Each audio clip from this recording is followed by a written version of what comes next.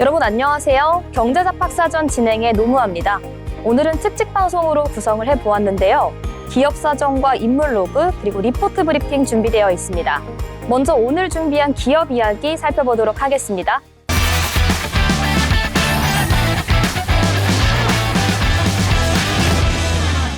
네, 여러분 바다 위를 가로지르는 거대한 선박들 보신 적 있으신가요? 그 안에는 단순한 배가 아니라 움직이는 공장, 작은 도시가 담겨 있습니다.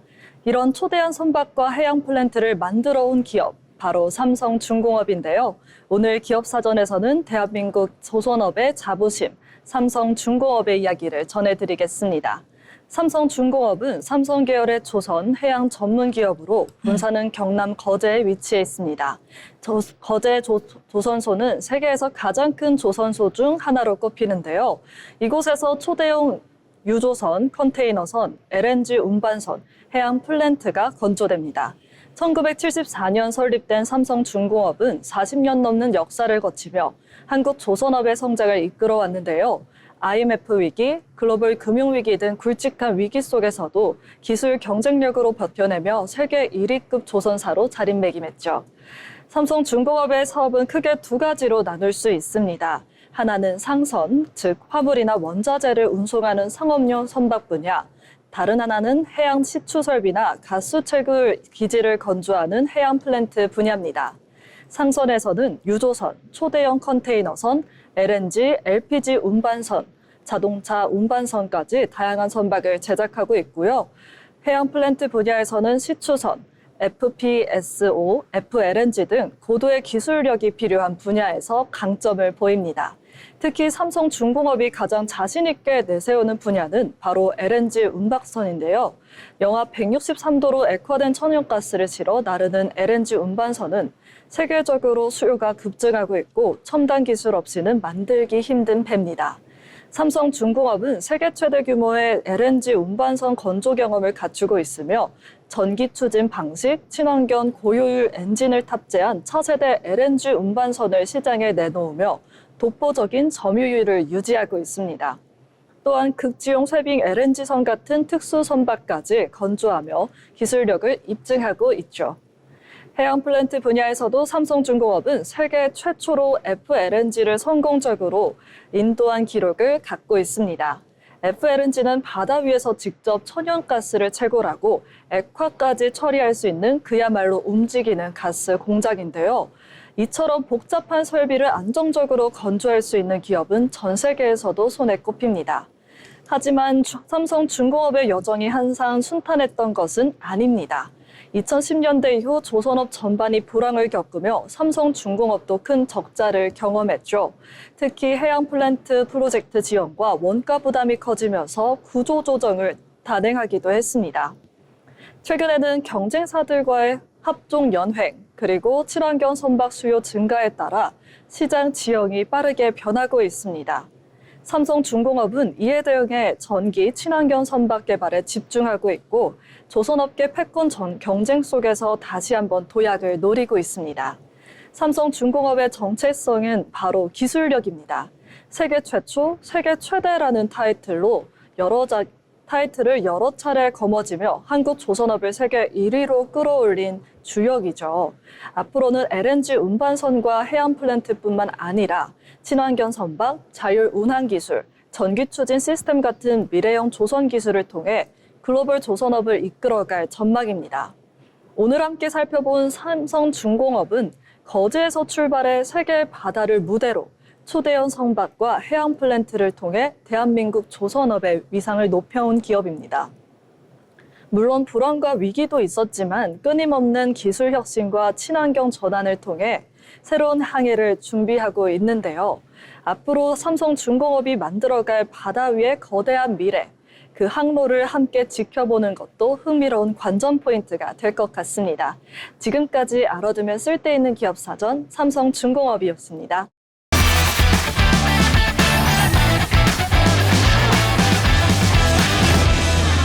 무더운 여름 달달한 바나나 우유가 생각난 적 한 번쯤 있으실 텐데요.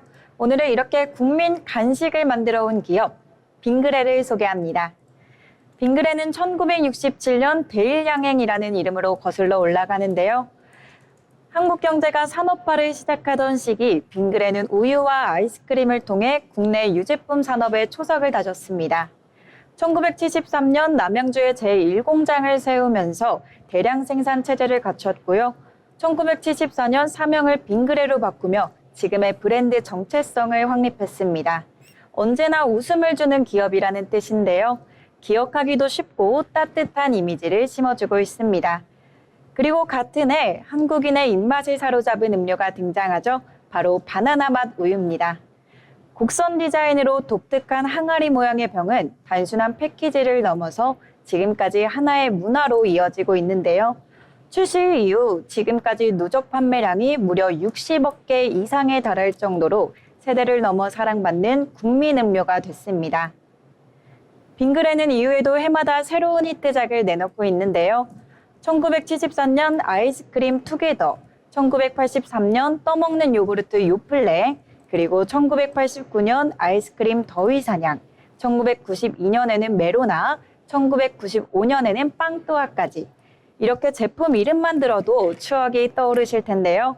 이처럼 빙그레는 단순한 식품 회사를 넘어 한국인의 추억과 함께하는 브랜드로 자리 잡고 있습니다. 빙그레는 또 경영 방식의 전환에서도 앞서가고 있습니다. 1980년에서 90년대에는 냉장식품과 냉동식품 시장을 키우며 한국인의 생활 패턴을 바꾸는 데 일조했습니다. 2000년대 이후에는 유가공을 넘어 음료, 커피, 건강식품까지 영향력을 넓혔는데요. 특히 아카페라, 따옴 같은 음료 브랜드는 편의점 문화 확산과 함께 젊은 층에게도 꾸준히 어필하고 있습니다. 글로벌 진출도 주목할 만합니다. 미국, 중국, 베트남 등지에 현지 법인과 공장을 세우며 수출길을 열었고요. 특히 메로나는 미국에서 OEM 생산을 통해서 본격적인 글로벌 제품으로 자리 잡았습니다.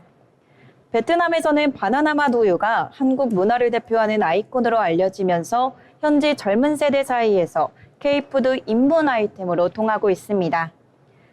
또 MZ세대와의 소통도 빙그레만의 방식이 뚜렷한데요. 바로 브랜드 캐릭터 빙그레우스 더 맛있습니다. 왕관쓴 바나나 맛 우유 기공자를 주인공으로 빙그레우스 왕국이라는 세계관을 만들어냈습니다. SNS에서는 재치 있는 대사와 패러디로 확산되었고요. 메타버스 제페토에서는 메로나 광선검, 바나나 맛 우유 아이템이 큰 인기를 끌었습니다. 이렇게 제품을 넘어 하나의 놀이 문화까지 발전된 건데요. 자, 그럼 실적도 함께 살펴보겠습니다. 2024년 빙그레 연결 기준 매출액은 약 1조 1천억 원이 되었습니다. 다만 원자재 가격 상승과 인건비 부담으로 인해 2025년 상반기 영업이익은 전년 대비 약 38.9% 감소했는데요. 하지만 기능성 제품군과 해외 매출 확대를 통해 하반기 이후에는 회복세가 기대되고 있습니다. 빙그레가 앞으로 집중하는 키워드에는 세 가지가 있습니다. 먼저 웰리스인데요. 단백질 음료, 저당 저칼로리 제품 등 건강 지향 라인업을 확대하고 있습니다. 두 번째로는 글로벌입니다. 미국과 동남아, 유럽까지 시장을 넓히며 K푸드 확산에 선동하고 있습니다. 세 번째는 지속가능 경영입니다. 친환경 포장재 사용과 탄소 중립 실천을 강화해 ESG 경영에도 힘을 쏟고 있습니다. 마지막으로 눈여겨볼 점은 사회적 책임인데요. 빙그레는 어린이 결식 지원, 기부 캠페인 등 사회공헌 활동을 꾸준히 이어가고 있습니다. 기업의 성장을 넘어 사회와 함께 웃는 기업을 지향하는 모습이죠. 이처럼 빙그레는 추억을 간직한 역사, 세계로 뻗어가는 원동력, 그리고 미래 세대와 소통하는 새로운 방식을 동시에 갖춘 기업입니다. 우리가 오늘 마주하는 아이스크림 하나, 커피 한 잔 속에도 빙그레의 50년 역사가 함께 담겨 있다는 사실. 앞으로 빙그레가 또 어떤 추억을 선사할지 기대해 보겠습니다.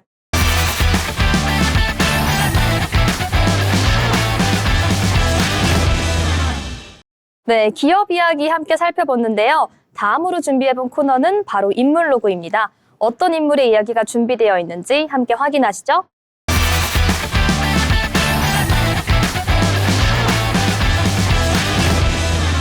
젊은 나이에 코스피 상장 기업을 이룬 CEO, APR의 김병훈 대표 이야기를 해보겠습니다.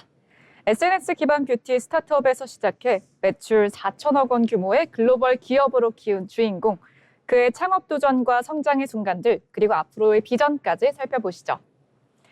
김병훈 대표는 평범한 직장 생활 대신 스스로 무언가를 만들어내겠다는 열망으로 사업에 뛰어들었습니다. 처음에는 작은 자본과 작은 사무실에서 시작했지만 좋은 제품이 고객의 마음을 움직인다라는 신념을 지켰죠. 2014년 그는 화장품 브랜드 에이프릴 스킨을 세우면서 K뷰티 시장의 첫 도전을 시작합니다. 당시 출시한 쿠션 파운데이션은 SNS와 온라인 채널에서 폭발적인 반응을 얻으면서 APR의 이름을 세상에 알리는 계기가 되었죠. 에이프릴 스킨의 성공을 발판으로 김 대표는 곧장 새로운 브랜드들을 선보입니다. 피부 문제를 과학적으로 해결하고자 만든 메디큐브, 건강식품 브랜드 글램디, 그리고 홈 뷰티 디바이스 전문 브랜드인 에이뷰까지 안 들어본 이름이 없을 것 같은데요. 이 브랜드들은 단순히 화장품을 파는 수준을 넘어서 뷰티와 헬스케어를 융합하는 새로운 비즈니스 모델이 됩니다. 특히 메디큐브는 피부과 전문 지식과 데이터를 결합해 소비자의 신뢰를 얻었고요. 에이뷰는 집에서 피부과 수준 관리라는 새로운 트렌드를 만들었습니다. 이 모든 전략은 김병훈 대표의 빠른 실행력과 데이터 중심 경영에서 비롯된 결과였습니다. 2021년 APR은 코스피에 상장하며 스타트업에서 메이저 기업으로 도약하게 됩니다. 상장은 단순한 자금 조달이 아니라 APR의 지속 가능성과 성장 가능성을 증명한 사건이었습니다. 상장 당시 매출은 수천억 원대로 성장을 했고요. 영업이익 또한 안정적으로 유지되었습니다. 무엇보다 APR은 SNS 마케팅 브랜드라는 이 편견을 넘어서 연구개발 중심의 뷰티 테크 기업으로 인정을 받게 됩니다. 젊은 CEO의 과감한 결단과 도전이 기업 성장의 원동력이 되었음을 보여주는 장면이었죠. 김 대표는 늘 말합니다. APR의 경쟁력은 제품이 아니라 사람에 있다. APR은 평균 연령이 30대 초반의 아주 젊은 조직입니다. 빠른 의사결정과 수평적 문화, 그리고 실패를 두려워하지 않는 실험 정신이 자리 잡고 있는데요. 김 대표는 직원들에게 잘못된 도전은 없다. 중요한 건 속도와 학습이다. 라는 철학을 강조합니다. 이 덕분에 APR은 트렌드에 민감한 뷰티와 헬스케어 시장에서 아주 빠르게 대응을 할 수 있었고요. 글로벌 시장에서도 새로운 기회를 잡을 수 있었습니다. APR은 한국을 넘어서 동남아, 미국, 일본, 유럽 등으로 시장을 넓혀가고 있습니다. 특히 에이뷰 디바이스는 해외 고객들에게 홈 클리닉이라는 새로운 가치를 선사했습니다. 아마존에서는 판매 성과, 현지 인플루언서와의 협업 마케팅, 그리고 K뷰티에 대한 글로벌 관심이 맞물리면서 APR은 해외에서 아주 탄탄한 입지를 쌓아가고 있습니다. 2024년 기준 APR의 매출은 무려 4천억 원을 돌파했고요. 글로벌 매출 비중은 계속 확대되는 추세입니다. 이는 단순히 한국 뷰티 기업의 성공을 넘어서 APR이 글로벌 뷰티 테크 그룹으로 성장하고 있음을 의미합니다. APR 김병훈 대표의 이야기는 젊은 나이에 도전과 성과를 이룬 창업자의 전형적인 서사기도 하지만요. 동시에 K뷰티 산업의 새로운 가능성을 보여주는 사례이기도 합니다. 그의 철학은 단순합니다. 좋은 제품은 결국 고객이 선택한다. 그 선택을 끊임없이 만들어내는 것이 우리의 일이다. APR은 이제 한국을 넘어서 세계 속의 뷰티테크 기업으로 자리 잡고 있습니다. 오늘의 인물로그 APR 김병훈 대표의 이야기 살펴봤습니다.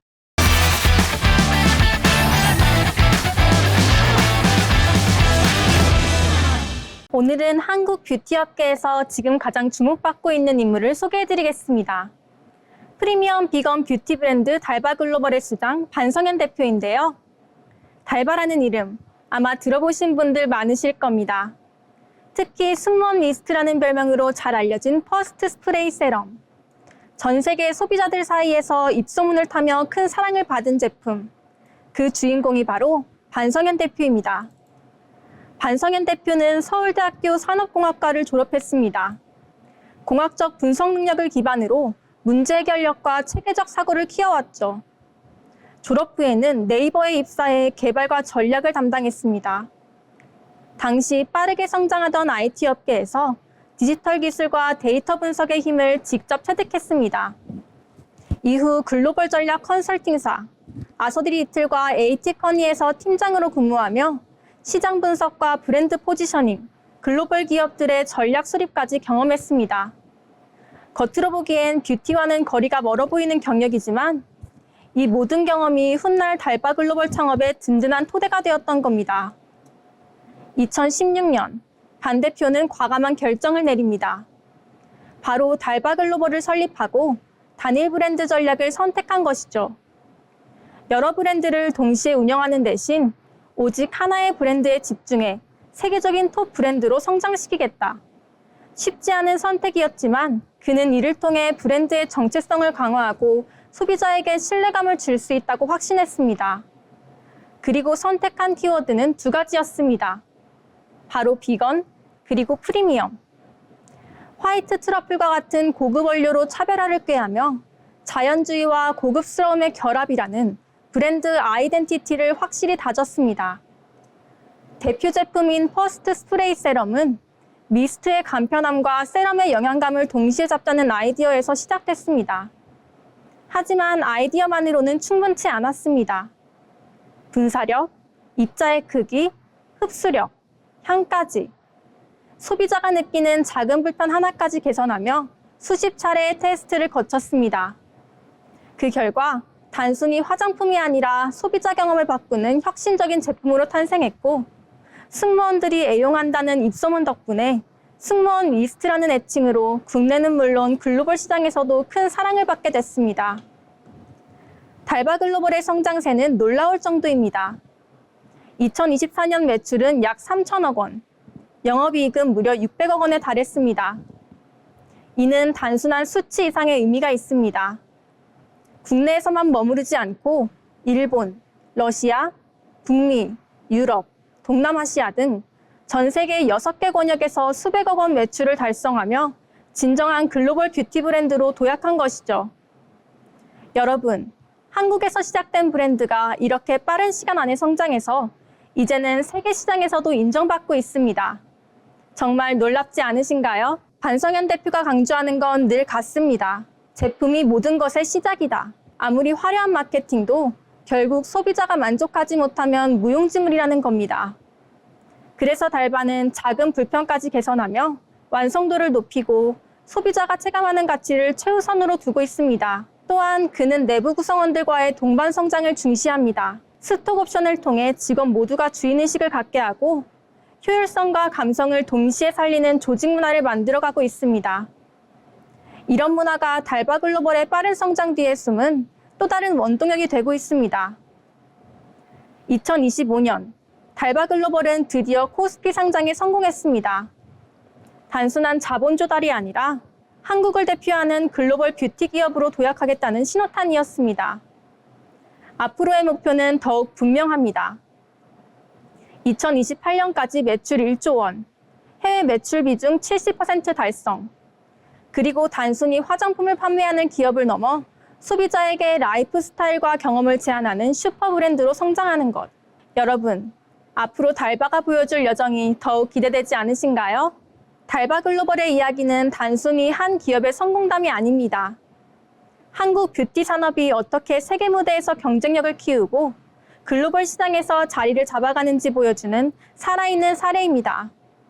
작은 아이디어에서 출발해 지금은 글로벌 시장에서 인정받는 브랜드로 성장한 달바 글로벌. 그리고 그 중심에는 늘 소비자와 제품을 최우선에 둔 반성현 대표의 철학과 리더십이 자리하고 있습니다. 앞으로 달바와 반성현 대표가 보여줄 새로운 도전과 혁신. 우리 모두 함께 지켜보면서 응원해야 할 것 같습니다. 오늘은 달바 글로벌 반성현 대표 이야기를 전해드렸습니다. 제가 준비한 소식은 여기까지 전달드리겠습니다.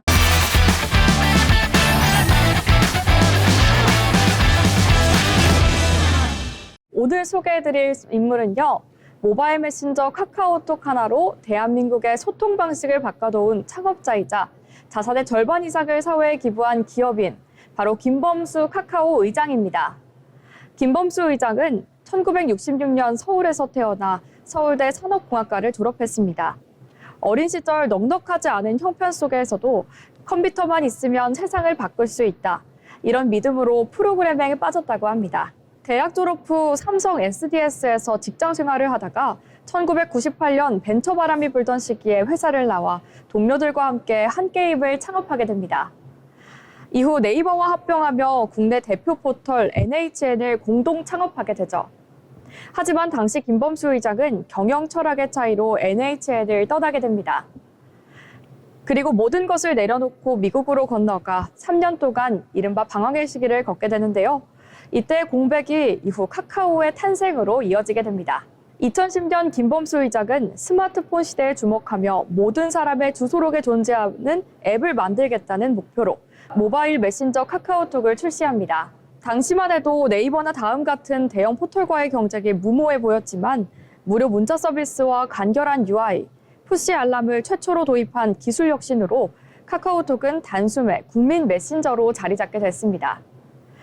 그리고 이 하나의 메신저를 기반으로 카카오 게임즈, 카카오뱅크, 카카오페이, 카카오티 등 다양한 생활 밀착형 플랫폼이 파생되며 김범수는 생활 플랫폼 제국을 일군 인물로 평가받았습니다. 하지만 김범수 의장의 진면목은 성공 이후에 드러납니다. 2021년 그는 자산의 절반 이상을 사회에 환원하겠다고 약속하며 1조 원 이상 규모의 기부를 공표했습니다. 이어서 사회 문제 해결을 위한 비영리 사단법인인 아르떼를 설립해 청년 창업, 교육, 정신건강, 디지털 격차 같은 다양한 공익 프로젝트를 지원하게 되죠. 그는 기업가는 문제 해결자여야 한다는 철학 아래 성공한 자가 사회를 위해 무엇을 할 수 있을지를 끊임없이 고민해왔습니다. 하지만 김범수와 카카오의 여정이 늘 순탄하지만은 않았습니다. 카카오의 계열사 수는 한때 100곳이 넘었고 문어발 확장, 시장 독점 논란, 택시 기사와의 갈등, 웹툰 콘텐츠 종사자 착취 이슈 등으로 상색이라는 카카오의 슬로건이 무색하다는 비판 여론이 거세졌습니다. 2022년에는 주요 계열사들의 주가가 급락하고 이사회 리더십에 대한 책임론이 불거지자 김범수 의장은 카카오 이사회 의장직에서 물러나고 향후 경영에서는 한 발 물러서게 됩니다. 그럼에도 그는 기술과 철학의 균형을 잃지 않기 위해 노력 중입니다. 현재 김범수는 자신이 만든 카카오의 기반 위에서 미래 이니셔티브 센터를 통해 AI, 블록체인, 공공기술 등 새로운 사회적 가치 창출에 집중하고 있고요. 아르떼를 통해 기술 기반의 공익 스타트업 생태계를 키워가고 있습니다. 또한 그는 이타적 자본주의, 즉 이윤도 추구하되 사회적 책임을 다하는 기업 모델을 한국에서도 정착시키는 것이 자신의 남은 과제라고 말하고 있습니다. 김범수는 성공한 창업가라는 수식어에 그치지 않습니다. 끊임없이 실험하고 실패를 인정하며 사회에 기여하려는 노력까지 병행하는 인물입니다. 그의 삶은 기술로 세상을 바꿀 수 있다는 신념, 기부로 완성되는 리더십, 그리고 실패에서 배운 성장이라는 키워드로 요약할 수 있습니다. 오늘 소개한 인물, 대한민국 소통 플랫폼의 창업자이자 문제 해결형 기업가 김범수 의장이었습니다.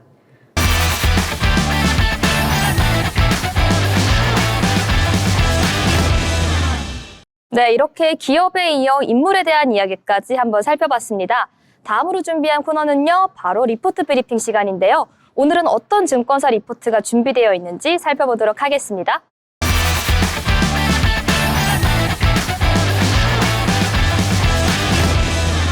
오늘은 정부의 주택 공급 확대 방안 발표라는 주제로 하나증권의 리포트 가져와 봤습니다. 이번 대책은 수도권을 중심으로 심화되는 주택 부족 문제를 해결하고 중장기적으로는 안정적인 주거 환경을 마련하기 위한 종합 계획인데요. 주택 시장 동향, 건설업계에 미칠 파장, 그리고 투자 시사점까지 차례로 짚어보겠습니다. 네, 먼저 건설업 전반의 흐름부터 살펴보겠습니다. 최근 한 주간 건설업 수익률은 코스피 대비 2.5포인트나 웃돌며 강세를 보였습니다. 기관과 연기금은 매도 우위를 보였지만 외국인 투자자는 매수세를 이어갔습니다. 주택 공급 대책에 대한 기대감이 선반영되면서 주택 관련 종목 주가가 오름세를 기록한 건데요. 다만 전국 매매 수급 지수는 93.9%, 여전히 매도자가 많은 흐름을 보이며 시장은 보합권에 머물러 있습니다. 네, 전국 주택시장 동향을 보겠습니다. 아파트 매매가는 보합세를 유지했지만 전세가는 13주 연속 상승하며 전세 시장의 강세가 이어졌습니다. 전세가율도 점진적으로 오르고 있는데요. 이는 수요와 공급의 불균형이 여전히 해소되지 않았음을 보여주는 단면입니다. 네, 특히 수도권은 상승세가 뚜렷합니다. 매매 가격은 28주 연속, 전세 가격은 29주 연속 상승했고요.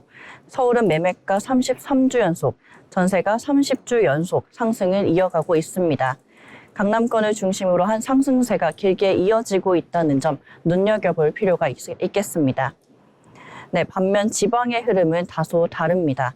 지방광역시는 매매가가 무려 66주 연속 하락했지만 전세가는 소폭 상승했습니다. 기타 지방도 매매가는 하락세를 이어가고 있지만 낙폭은 조금씩 줄어들고 있는 상황입니다. 정리하자면 수도권과 지방 간 양극화가 뚜렷하다는 입장입니다. 네, 이번에 발표된 주택 공급 확대 방안의 큰 그림을 한편 살펴보겠습니다. 정부는 수도권의 적정 공급량을 연간 25만 호로 제시했습니다. 그러나 현재 추세대로라면 해마다 약 9만 호가 부족할 것으로 전망되는데요. 이를 해소하기 위해 2030년까지 매년 27만 호 착공, 총 135만 호 공급을 목표로 내세웠습니다. 특히 이번 대책의 차별점은 인허가가 아닌 착공 기준으로 공급 실적을 관리하겠다는 점입니다. 실질적인 주택 공급 효과를 높이려는 의지가 담겨 있습니다. 네, 세부적으로는 세 가지 방향이 있는데요. 첫째는 공공 주도의 안정적 공급입니다. LH를 비롯한 공공기관이 주도해 공공택지, 공공분양, 공공임대를 확대하고 직접 시행을 강화합니다. 둘째는 착공 기준 관리입니다. 분기별 착공 실적을 관리해 실질적인 공급이 이루어지도록 하겠다는 겁니다. 셋째는 민간 공급에도 공공성을 강화하겠다는 건데요. 민간 매각 용지를 LH가 직접 시행하거나 공공주택 의무 비율을 높이는 방식으로 민간도 공공의 역할을 분담하도록 설계했습니다. 네, 공급 경로를 나눠보면 공공택지 37만 호는 3기 신도시와 기존 공공택지 활용, 공공분양 임대 확대가 있습니다. 도심 36만 호는 도심 공공복합사업, 정비사업, 소규모 정비 활성화가 있습니다. 다음으로 노후 유후 부지는 38만 호는 공공청사 복합개발, 국공유지 활용, 민간 및 기타 57만 호는 규제 완화, 인센티브 제공을 통한 공급 촉진, 이렇게 세분화된 공급 전략으로 다양한 수요층을 겨냥하고 있습니다. 네, 그렇다면 건설업에서는 어떤 영향을 미칠까요? 대형 건설사는 이미 확보한 수주 물량이 많아 직접적인 영향은 제한적일 것으로 보입니다. 하지만 중소, 중견 건설사에는 기회가 될 전망인데요. 2026년 LH 도급 수주 확대가 예상되면서 공공사업 참여 기회가 늘어날 것으로 기대됩니다. 또한 건자재 업종도 2027년 이후 수요 확대가 예상됩니다. 시멘트, 철강제, 내장재 출하량이 늘어나며 실적 개선이 가능할 것으로 보이고 있습니다. 네, 투자 관점에서 보면 주택주 전반에 대해서는 관망 의견을 유지하는 게 합리적입니다. 착공 목표 달성 여부가 불확실하기 때문에 다만 중소형 주택주는 단기 트레이딩 관점으로 접근할 만합니다. LH 직접 시행 확대, 수도권 신규 택지 개발 같은 정책 이벤트가 단기 모멘텀으로 작용할 수 있기 때문입니다. 네, 그럼 이번 주 주요 뉴스입니다. 먼저 LH가 수도권 민간 신축 매입 약정을 전면 중단했습니다. 사업 속도를 높이고 효율성을 높이기 위한 조치인데요. 그리고 국토부의 2026년 예산은 62.5조 원, 전년 대비 4.3조 원 늘어나며 역대 최대 규모를 편성했습니다. 공적 주택 공급 확대, 항공, 철도 안전 강화, 대중교통비 경감 지원 등이 주요 내용입니다. 네, 이외에도 미분양 주택 5,000호 매입 예산이 편성돼 지방 건설 경기와 유동성 개선에 도움이 될 전망입니다. 또한 주택연금 신규 가입 건수는 7월 1,305건, 전월보다 13% 늘어났습니다. 이는 집값 상승 기대가 줄어들면서 연금을 선호하는 분위기가 강해진 것으로 풀이됩니다. 금융당국은 저축은행의 고위험 부동산 여신 자제를 요구했고 가덕도 신공항공사는 예산 감축 속에서도 정상화 노력이 이어지고 있습니다. 네, 주간 수주 공시도 한번 살펴보겠습니다. HDC 현대산업개발은 파주 메디컬 클러스터 공동주택 EBL과 상봉 9I 주상복합을 수주했습니다. 현대건설은 홍콩 유나이티드 크리스천 병원공사를 3,938억 원 규모로 수주했는데요. 이처럼 건설사들은 해외 의료시설, 공공인프라 등 다양한 분야에서 수주를 확대하며 내수 불확실성을 상쇄하려는 노력이 이어지고 있습니다. 네, 정리해보면 이렇습니다. 이번 주택공급 확대 방안은 착공 기준 관리, 공공주도, 민간의 공공성 강화가 핵심입니다. 단기적으로는 중소, 중견 건설사와 건자재 업종이 수혜를 입을 가능성이 크고 장기적으로는 실제 착공 실적과 이행 속도가 관건이 될 전망입니다. 따라서 투자 전략은 대형사는 관망, 중소형 주택주는 이벤트 드리븐 전략으로 접근하는 것이 합리적이겠습니다. 지금까지 리포트 브리핑이었습니다.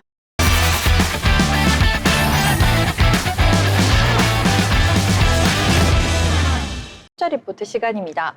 오늘 저는 이 로봇 산업에 대한 리포트를 한번 가져와 봤는데요. 여러분들은 로봇 하면 어떤 이미지가 떠오르시나요? 아마 많은 분들이 영화 속에서 보던 사람의 형태를 한 휴머노이드 로봇을 먼저 떠올리실 것 같은데요. 실제로 올해 초만 해도 국내 로봇 시장은 글로벌 휴머노이드 산업 개화에 대한 기대감으로 랠리를 펼쳤습니다. 이 때문에 레인보우 로보티스나 이 로보티즈 같은 휴머노이드 관련 수혜가 가능한 일부 종목에만 수급이 쏠리기도 했죠. 하지만 최근 들어 시장의 분위기가 조금 달라졌습니다. 현대모백스, 원익홀딩스와 삼연 같은 새로운 종목들이 로봇 시장의 특징주로 떠오른 건데요.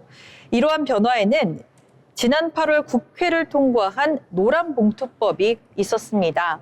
기업들이 노동 관련 법안에 대응하기 위해 자동화 설비 도입을 서두를 것이라는 기대감이 커졌기 때문인데 시장은 아직 상용화까지 시간이 더 필요한 휴머노이드보다 당장 현장에 투입할 수 있는 물류 자동화 기술에 더 주목하고 있는 건데요.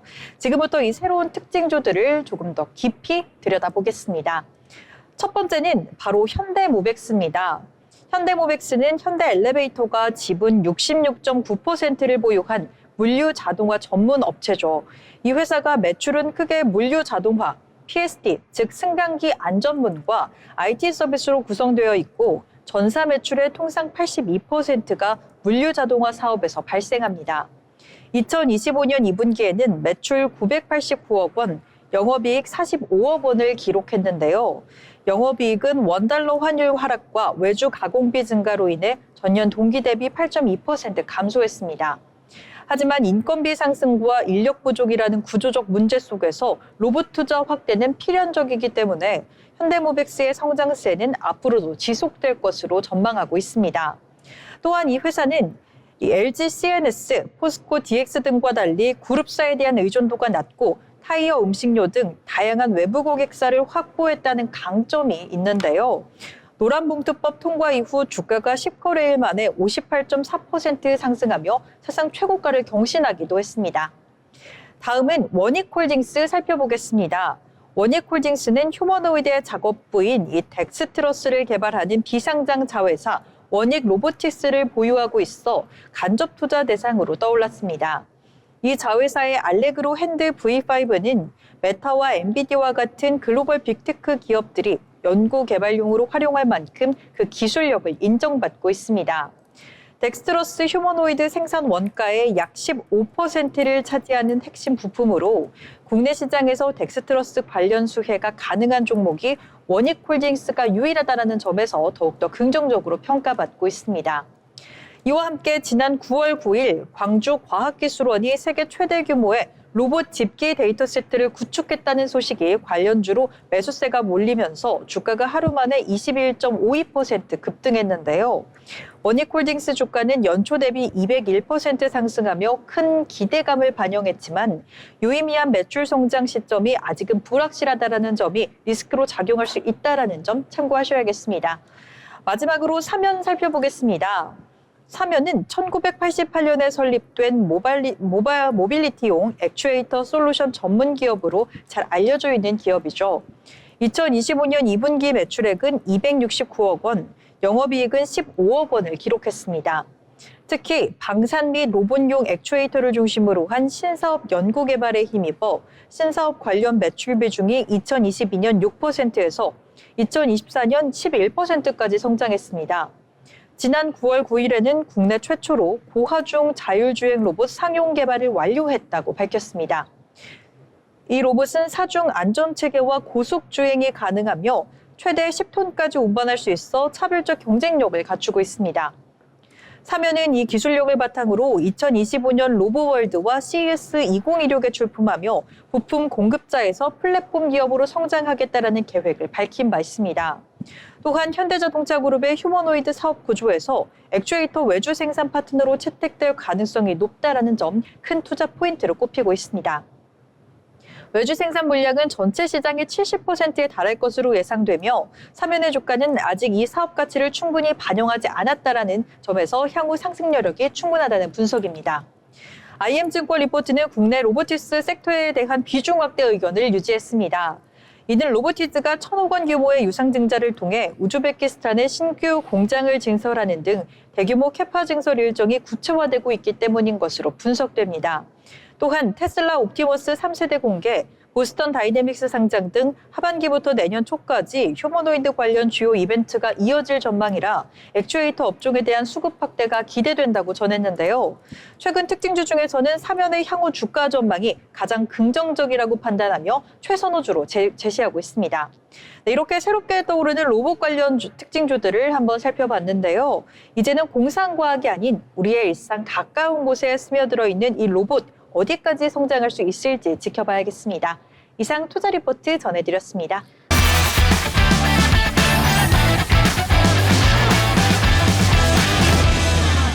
파라다이스 카지노 리포트 함께 살펴보겠습니다. 올해 들어 우리나라를 찾는 외국인 관광객이 꾸준히 늘면서 카지노 업계도 뚜렷한 회복세를 보이고 있습니다. 지난해 12월에 약 5,400억 원 수준이던 카지노 드로백은 올해 8월에 6,600억 원까지 올라왔습니다. 드로백은 손님들이 게임 테이블에 올린 돈을 말하는데요. 이게 늘었다는 건 카지노를 찾는 사람들이 많아졌다는 신호죠. 매출도 자연스럽게 늘어서 같은 기간 697억 원에서 805억 원으로 증가했습니다. 여기에 업계가 크게 주목하는 뉴스가 하나 있습니다. 바로 중국인 관찰 관광객을 대상으로 한 무비자 정책이 이달 말부터 시행된다는 겁니다. 중국인 관광객은 과거에도 업황 반등을 이끌었던 핵심 고객이었는데요. 이번 정책으로 다시 대규모 손님들이 들어온다면 카지노 산업의 추가 성장으로 이어질 가능성이 큽니다. 호텔과 리조트 쪽도 살펴보겠습니다. 일본과 중국인 관광객이 많이 찾는 파라다이스 부산 호텔은 올해 들어 객실 점유율이 빠르게 올라 지금은 80% 중반을 기록 중입니다.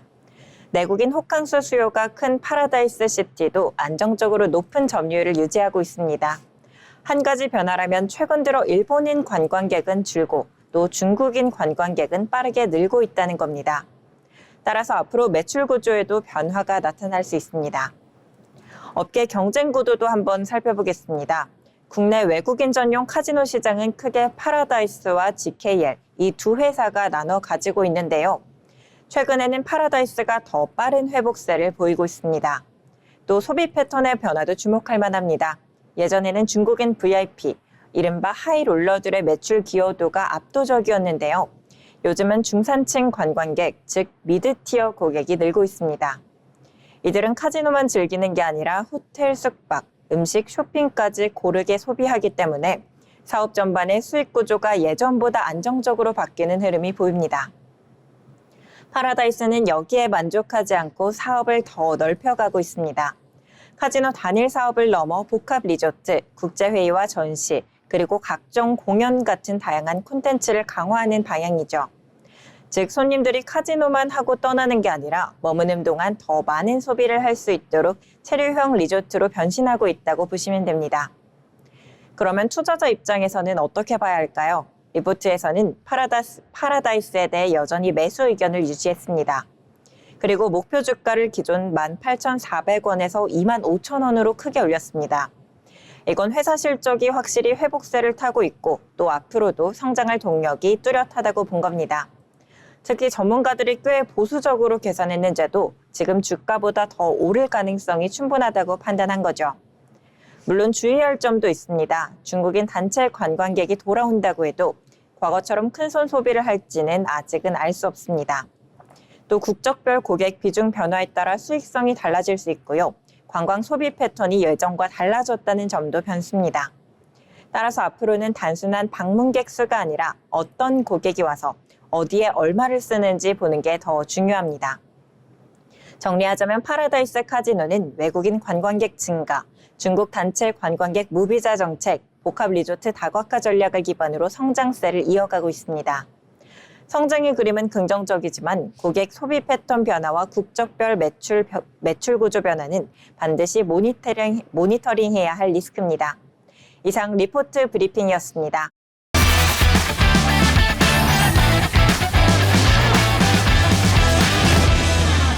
키움증권에서 발간한 F1 극한의 하이브리드 시대라는 리포트입니다. 이 최근 넷플릭스 다큐멘터리와 또 최근에 흥행에 가장 성공한 영화죠.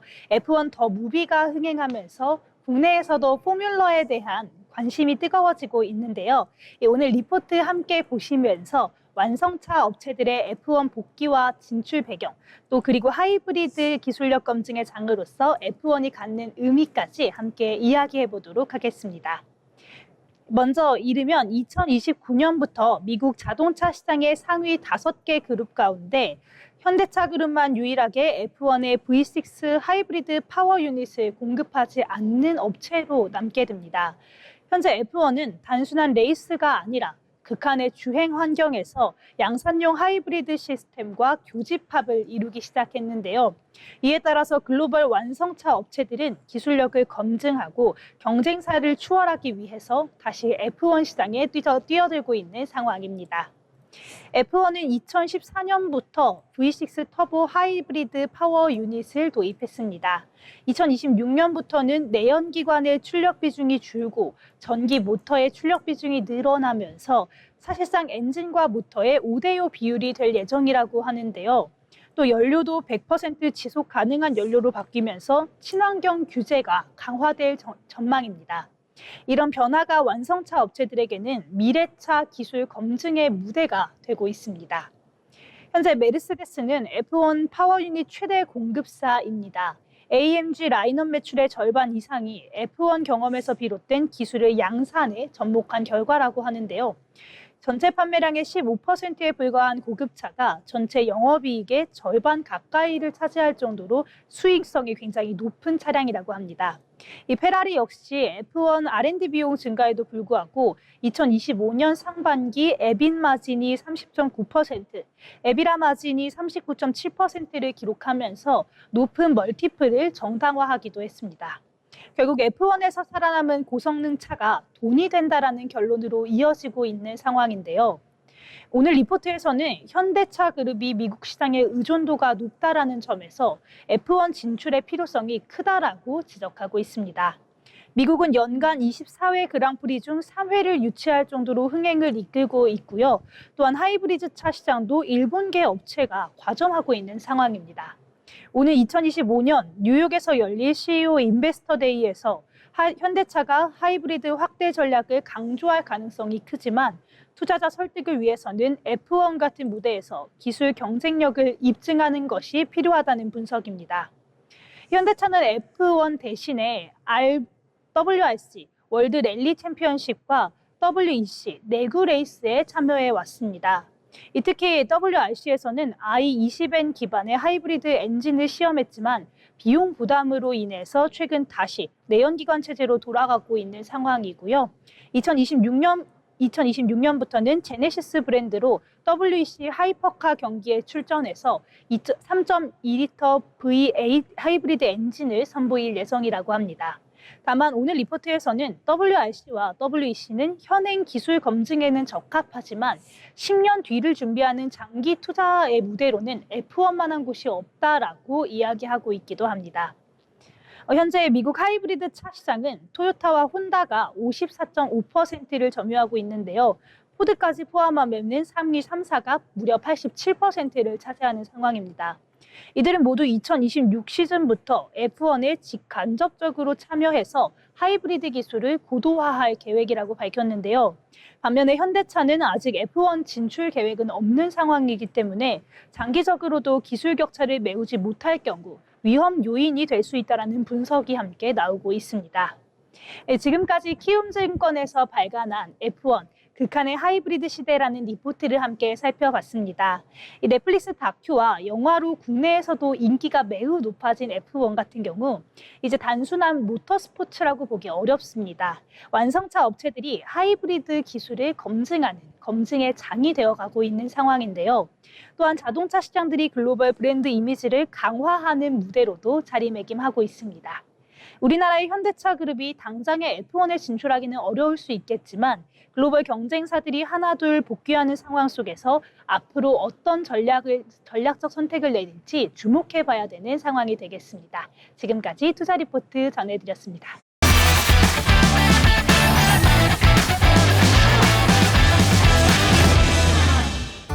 네, 이렇게 기업과 인물에 이어 증권사 리포트까지 살펴봤는데요. 오늘 특집 방송인 만큼 최신 트렌드를 이끌고 있는 알찬 정보들로 구성을 해봤습니다. 이러한 점 참고하셔서 투자 전략 세우시면 좋을 것 같고요. 저희는 다음 방송에 좀 더 알차고 생생한 내용들로 돌아오도록 하겠습니다. 지금까지 미래를 설계하라 경제잡학사전 진행의 노무아였습니다. 시청해주신 여러분 고맙습니다.